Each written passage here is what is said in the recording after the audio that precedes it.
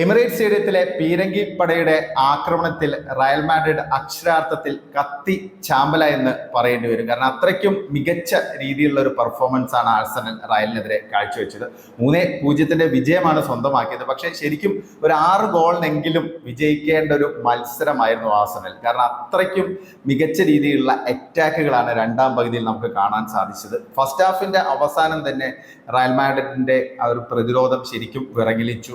2 ഷോട്ടുകൾ, ആദ്യം ഒരു header attempt Declan റൈസിന്റെ, അത് തിബോ കോട്ടുവ സേവ് ചെയ്യുന്നു. പിന്നെ അത് കഴിഞ്ഞ് ഒരു റീബൗണ്ടിലൂടെ ഗോൾ നേടാൻ മാർട്ടിനെല്ലി ശ്രമിക്കുന്നു, അതും തിബോ കോട്ടുവ സേവ് ചെയ്യുന്നു. കോട്ടുവയുടെ ഒരു 4-5 സേവുകളും 1-2 ഗോൾ ലൈൻ ക്ലിയറൻസും പിന്നെ അസൻസിയോയുടെ ഒരു ഇടപെടലൊന്നും ഉണ്ടായില്ലെങ്കിൽ വലിയൊരു മാർജിനിൽ തന്നെ റയൽ മാഡ്രിഡ് ശരിക്കും നാണം കെടേണ്ട ഒരു മത്സരമായിരുന്നു. റയലിന്റെ കളിയുടെ പ്രശ്നങ്ങൾ, അതായത് അവരുടെ മിഡ്ഫീൽഡിൽ ഉള്ള പ്രോബ്ലം, ഡിഫൻസിലെ ഏകോപനമില്ലായ്മ, പിന്നെ മുന്നേറ്റ നിരയിൽ താരങ്ങളുടെ ഒരു സെൽഫിഷ് ആറ്റിറ്റ്യൂഡ്, ഇതെല്ലാം മറന്നീക്കി വീണ്ടും പുറത്തു വന്നു എന്നുള്ളത്. ഇപ്പൊ ഈ ഒരു സീസണിൽ നമ്മൾ നോക്കുകയാണെങ്കിൽ എത്ര വലിയ മത്സരങ്ങളാണ് റയൽ മാഡ്രിഡ് ഇത്ര ഏകപക്ഷീയമായ രീതിയിൽ പരാജയപ്പെട്ടിരിക്കുന്നത്. നമ്മൾ നോക്കുകയാണെങ്കിൽ ബാഴ്സലോണയോട് 5-2 തോറ്റു, പിന്നെ 4-0 പരാജയപ്പെട്ടു.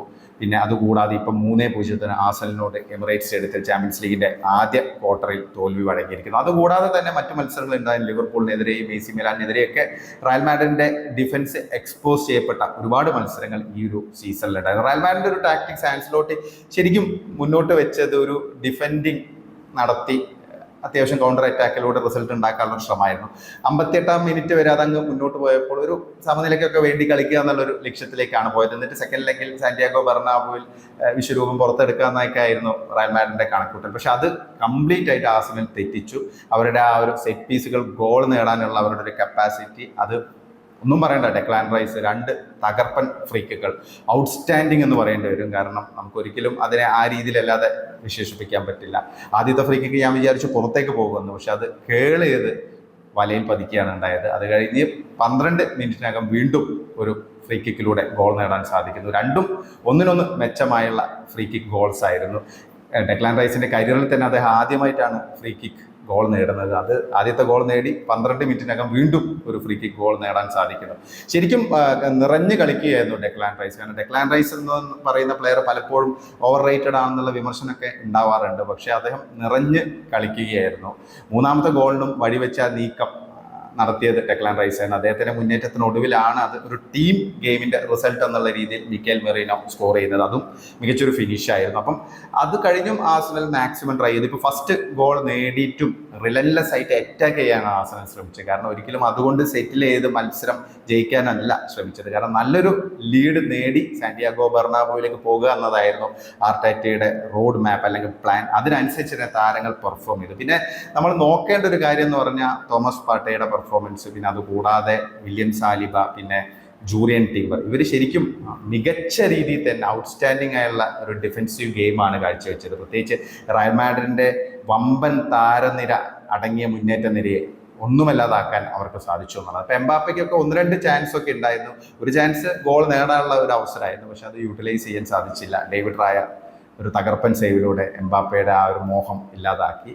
പിന്നെ വിനീഷ്യസിനൊന്നും കാര്യമായിട്ടൊന്നും മുന്നേറ്റ നിരയിൽ ഒന്നും ചെയ്യാൻ പറ്റിയില്ല. കാരണം ഫൈനൽ തേർഡിലേക്ക് കടന്നു കയറാൻ പോലും പാട്ടയും സഖ്യം അനുവദിച്ചില്ല എന്നുള്ളതാണ് ഒരു വസ്തുത. ബെലിംഗാം ആണെങ്കിലും റോഡ്രിഗോ ആണെങ്കിലും ഇവർക്കൊന്നും പ്രതീക്ഷിക്കുന്ന രീതിയിലുള്ള ഒരു മുന്നേറ്റം ഉണ്ടാക്കാൻ പറ്റില്ല. റയൽ മാഡ്രിഡിന്റെ മിഡ്ഫീൽഡിലെ പെർഫോമൻസ് ശോകമായിരുന്നു. അതിന് കാരണമുണ്ട്. കാരണം വാൽവെർദെ റൈറ്റ് ബാക്ക് ആയിട്ടാണ് കളിക്കുന്നത്. പിന്നെ അതുകൂടാതെ ബെലിംഗാമിന് പലപ്പോഴും ഡിഫൻസീവ് ജോബ് ഏറ്റെടുക്കേണ്ട അവസ്ഥയാണ്. അദ്ദേഹത്തിന്റെ ഒരു ക്ലിയറൻസ് ഉണ്ടായിരുന്നു, അല്ലെങ്കിൽ അത് ഗോളാകേണ്ടതായിരുന്നു, ഒരു ഗോൾ ലൈൻ ക്ലിയറൻസ്. അപ്പൊ ഇങ്ങനെ മിഡ്ഫീൽഡ് ശരിക്കും ചത്ത അവസ്ഥയിലായിരുന്നു. പലപ്പോഴും മുന്നേറ്റ നിരയും ഡിഫൻസും തമ്മിലുള്ള ഒരു കണക്ടിവിറ്റി മിഡ്ഫീൽഡിൽ ഇല്ലാത്തതുപോലെ തോന്നി റയൽ മാഡ്രിഡിന്റെ ഗെയിം കണ്ടപ്പോൾ.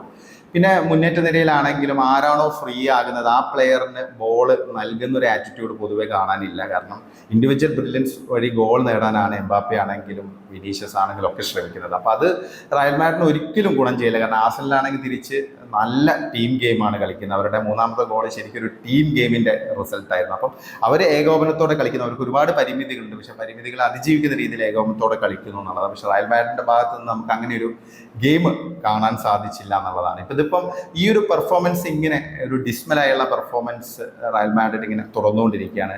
അവരുടെ ഡിഫൻസ് എക്സ്പോസ് ചെയ്യപ്പെടുന്നു, പലപ്പോഴും എക്സ്പോസ് ചെയ്യപ്പെടുന്നു എന്നുള്ളതാണ്.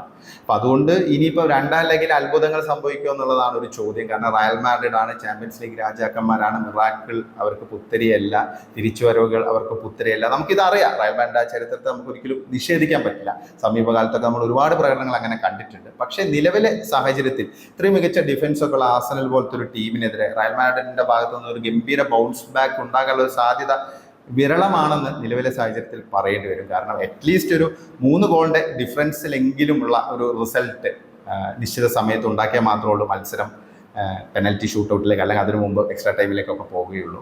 അപ്പം അതിനുള്ള ഒരു സാധ്യത നിലവിലെ ഒരു സാഹചര്യത്തിൽ ഒരു 90% ഇല്ല എന്നാണ് എനിക്ക് വ്യക്തിപരമായിട്ട് തോന്നുന്നത്. എന്തായാലും ആർസണലിന്റെ പെർഫോമൻസ് വളരെ ഔട്ട്സ്റ്റാൻഡിംഗ് ആയ പെർഫോമൻസ് ആയിരുന്നു. ശരിക്കും കിട്ടിയ അവസരങ്ങൾ അവർ നന്നായിട്ട് യൂട്ടിലൈസ് ചെയ്തു എന്നുള്ളതാണ്. കാരണം ആ 2 ഫ്രീ കിക്കുകൾ, സെറ്റ് പീസുകൾ സ്കോർ ചെയ്ത് അവർ മത്സരം കംപ്ലീറ്റ് അവരുടെ വരുതിയിലാക്കി എന്നുള്ളതാണ്. പിന്നെ ബുക്കായ സാക്കയുടെ ഒരു പെർഫോമൻസ്, പൂർണ്ണ ശാരീരിക ക്ഷമത പോലും അദ്ദേഹത്തിനില്ല, പക്ഷെ എത്ര ചത്തു കളിച്ചു എന്നൊക്കെ പറയേണ്ടി വരും. ആ 2 ഫ്രീ കിക്കുകൾക്കും വഴിയൊരുക്കിയത് സാക്കയായിരുന്നു. സാക്കയെ വീഴ്ത്തിയതിന് ലഭിച്ചതാണ് ആ 2 ഫ്രീ കിക്കുകളും. അത് യൂട്ടിലൈസ് ചെയ്യാൻ ഡെക്ലാൻ റൈസിനും സാധിച്ചു എന്നുള്ളതാണ്.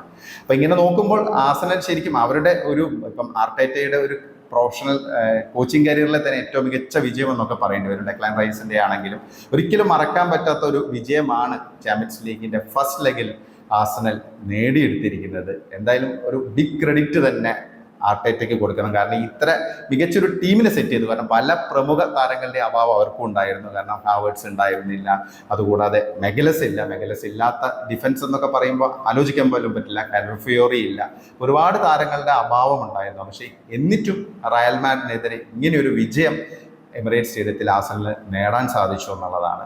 ഇനിയിപ്പോൾ എന്തായാലും നമുക്ക് രണ്ടാം ലെഗ് മത്സരത്തിനായി, അടുത്ത ആഴ്ചത്തെ പോരാട്ടത്തിനായി നമുക്ക് കാത്തിരിക്കാം. നിങ്ങൾക്ക് എന്താണ് തോന്നുന്നത്? ആർസണലിന്റെ ഈ ഒരു പെർഫോമൻസിനെ കുറിച്ച് നിങ്ങൾക്ക് എന്താണ് പറയാനുള്ളത്?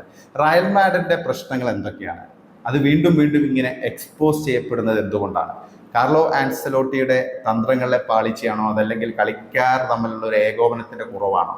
നിങ്ങളുടെ അഭിപ്രായങ്ങൾ കമന്റായി രേഖപ്പെടുത്തണേ.